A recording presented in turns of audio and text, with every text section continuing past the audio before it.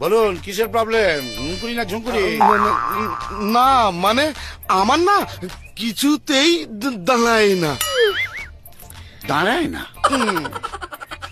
মানে মেয়ে ছেলে দেখেও দাঁড়ায় না? না ডাক্তার বাবু, মেয়ের মা কাউকে দেখেই দাঁড়ায় না।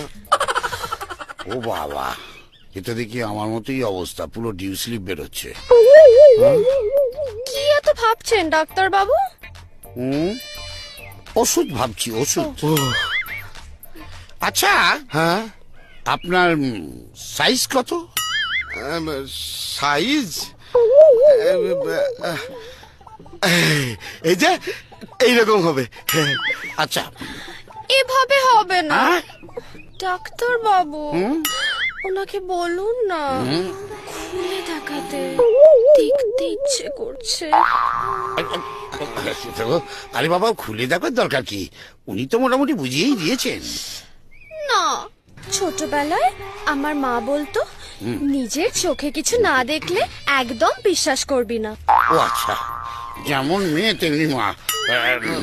বলছি যে দেখানোটা কি খুব জরুরি? আহ, আপনি আমাদের মধ্যে কথা বলছেন কেন?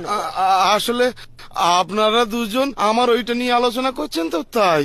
ও আচ্ছা, না না, ঠিক আছে, মানে যখন বলছে তখন একবার দেখিয়েই দিন। ঠিক আছে।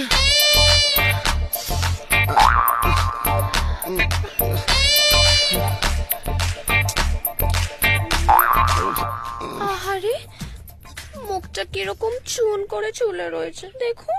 মনে হচ্ছে 5 দিনের পচা কলা।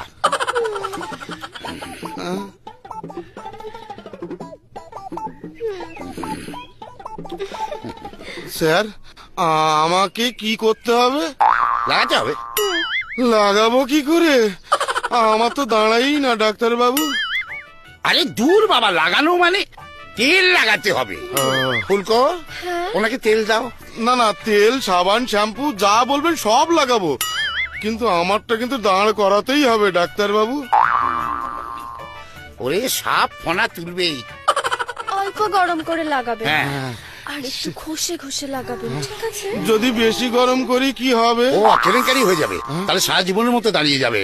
খবরদার, কি পে ধর আমার ফিস।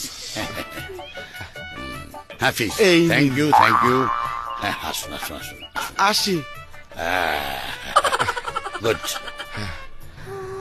হ্যাঁ, এই যে মশাই, হ্যাঁ? আপনারটাও কি এইরকম?